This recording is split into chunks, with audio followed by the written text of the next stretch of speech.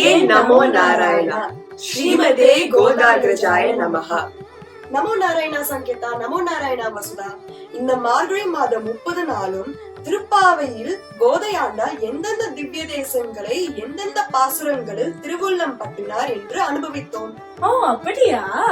அப்போ ஒரு small recap பாப்போமா? பார்க்கலாமே. சோ திருப்பாவையில 3 தனியன்கள் இருக்கு. 3 தனியன்கள்ல 4 திவ்ய தேசங்களோடு நாங்க கனெக்ட் பண்ணலாம். இவை திருவாய்ப்பாடி, திருவில்லிபுத்தூர், திருவரங்கம் மற்றும் திருவேங்கடம் ஆகியவை ஆகும். இப்போது ஆண்டாளுடைய மங்களாசாசனங்களை பார்ப்போம். முதல் பாசுரத்தில் நாராயணனே நமக்கே பறை தருவான் என்ற வரி எந்த திவ்ய தேசத்தை குறிக்கிறது? பரமபதம். இரண்டாவது பாசுரத்தில் வையத்து வாழ்வீர்கள் பார்க்கடலில் துயில்கின்ற கிருஷாப்திநாதனை குறிக்கிறது. That is a good point. In that same vein, மூன்றாவது பாசுரத்தில் ஓங்கி உலகளந்த உத்தமன் என்ற வரி திருக்கோவலூர் என்ற திவ்ய தேசத்தில் இருக்கும் திரு விக்ரமனை குறிக்கிறது.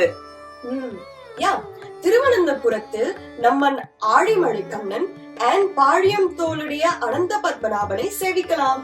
Okay, I kind of get it now. So when we say மாயனை மண்ணு வடமதுரை மைந்தனை திருவட மதுராவை சேவிக்கணும், right? Yeah, correct Sangeetha. அப்புறம் புல்லும் சிலம்பன வெள்ளத்தரவில் அமர்ந்த வித்தினை கமலநாதனை திருவண்டூரில் சேவிக்கலாம். அப்படின்னா கீச்சு கீச்சென்று நாம் தொழும் கேசவனை அந்த வனமோகன கிருஷ்ணனை திருவாய்ப்பாடியில் சேவிக்க வேண்டும். கீழ்வானம் வெள்ளெண்ண வரும் முன்பு தேவாதி தேவனான வரதராஜ பெருமாளை காஞ்சியில் சேவிக்கலாம். The ninth பாசுரம் தூமணி மாடத்தில் குன்றின் மேல் விளக்காக ஒளிரும் refers to யோக நிருசிம்மம் and தோலை விழி மங்கலம் Sri Arvind லோச்சனம். Let's bow to them as well. Yeah.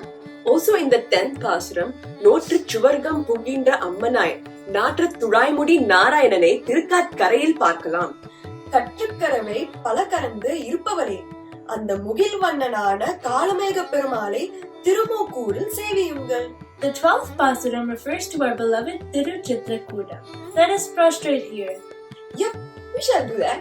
அப்புறம் புல்லின் வாய் கீண்டானையும் பொல்லா அரக்கனையும் கொன்ற அந்த சாரங்க பாணியை திருக்குடந்தையில் சேவியுங்கள். 14ஆம் பாசுரத்தில் சங்குடு சக்கரம் ஏந்தும் தடக்கையன் என்று சொன்னா தேவாதிராஜனின் தேருழுந்தூரை குறிக்கிறது. அவரை சேவியுங்கள். எல்லே இலங்கையே மாற்றாரே மாற்றொழிக்க வல்லானான அந்த பார்த்தசாரதியை திருவல்லிக்கேணியில் சேவியுங்கள். That is right. மேலும் நாயகனாய் நிற்கும் அந்த மாயன் மணிவண்ணனே நின்ற நம்பியை திருக்குறுங்குடியில் சேவிக்கலாம்.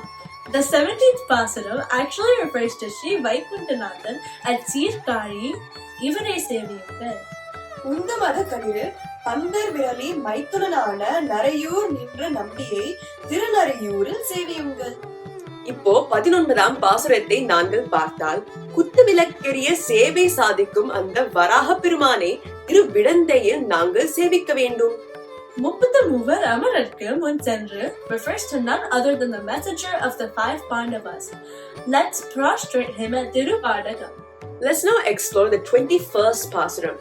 ஏற்ற கலங்களாய் ஊற்றமுடையாய் பெரியாய் இந்த உலகினில் நம்மை ரட்சிக்க காத்திருக்கும் அந்த பக்தவத்சல பெருமாளை திரு கண்ண மங்கையிலும் திரு நாராயணபுரத்தில் இருக்கும் வேத நாராயணனையும் சேவிக்க வேண்டும். அங்கன்மா ஞாலத்து அரசருக்கு அபிமான அந்த அழகனை கல்லழகனை திருமாலிருஞ்சோலையில் சேவியுங்கள். So Sarvata, Vasudha, in the 23rd பாசுரம், you mean மாரிமலை முழைஞ்சில் Manni கிடந்திருக்கும், right? Yes, it refers to the Divya Desam of Thiruvarangam, right? Yes, you're right, Sanketa. And நாங்கள் 24ஆம் பாசுரத்தை பார்க்கும் பொழுது அன்றைய உலகம் அல்லந்தாய் அடி போற்றி திரு ஊரகத்தில் இருக்கும் திரு விக்ரமனையும் குன்று குடையாய் எடுத்தாய் குணம் போற்றி வந்த கோவர்தனத்தையும் ரிஃபர் பண்றது. ஒருத்தி மகனாய் பிறந்து பின்பு கஞ்சன் வயிற்றில் நெருப்பெண்ண நின்ற நெடுமாலன். You know who is this referring to? It's none other than Neelamega Perumal. We can go to Thirukkannapuram to visit him. மாலே மணிவண்ணனாய் ஆளினிலே குழவியாய் இருக்கும் ஜெகநாதரை பூரி சென்று சேவியுங்கள். மூதாரே வெள்ளம் சீர்போம் இவரே திருவேங்கடத்தில் சேவியுங்கள். கரவிகள் பின் செல்லும் வானமாமலையில் ஸ்வயம்பூவாக தோன்றிய தெய்வநாயகனையும் குறையொன்றும் இல்லாத கோவிந்தனான கண்ணனை பிருந்தாவனத்திலையும் சென்று சேவியுங்கள். சிற்றம் சிறுகாலே வந்து பறை கொள்வான் என்ற கோவிந்தனை துவாரகாலையும் திருப்புலியன்குடியிலும் வந்து சேவியுங்கள். வங்கக்கடல் கடைந்த அந்த மாதவனை ஆழ்வார் திருநகரிலும், கேசவனை அணிபுதுவை ஆண்டாளின் ரங்கமன்னாரை ஸ்ரீவில்லிபுத்தூரிலும் சென்று சேவியுங்கள். Wow, what a journey! ஒரே செட்டிங்ல டிஃப்ரெண்ட் திவ்ய தேசம்ஸ்க்கு டெலிபோர்ட் பண்ணி மாதிரி இருக்கு. ஆமா சங்கேதா, நாம பிளாட்ஃபார்ம் நாம ராக்கர்ஸ்க்கு இந்த மார்கழி மாதம் கிஞ்சித்தேனும் ஆண்டாள் சொல்லியபடி திருப்பாவை சொல்ல நமக்கு வழிவகுத்து கொடுத்ததற்காக நம் நன்றிகளை தெரிவித்துக் கொள்கிறோம். We are eternally grateful to all the Alvars and Acharyas for composing these beautiful pasurams and stutis. Reciting them makes our very own homes feel like Sri Vaikuntham, Venkatam and different Divya Desams. எங்களுக்கு உறுதுணையாகவும் வழிகாட்டியாகவும் இருந்த ஸ்ரீபிரியா அம்மங்காருக்கும் ஸ்ரீலட்சுமி அம்மங்காருக்கும் எங்களுடைய பிரணாமங்களும் தன்யவாதங்களும். எங்களுக்கு மென்மேலும் கைங்கரியத்தில் ஈடுபடும் எண்ணத்தையும் வாய்ப்பையும் கொடுத்து அருளும்படி ஆண்டாளையும் ஸ்ரீரங்கமன்னாரையும் நாங்கள் சேவித்து விண்ணப்பிக்கிறோம். ஆண்டாள் திருவடிகளே சரணம், ஆச்சாரிய திருவடிகளே சரணம். தன்யோஸ்மி.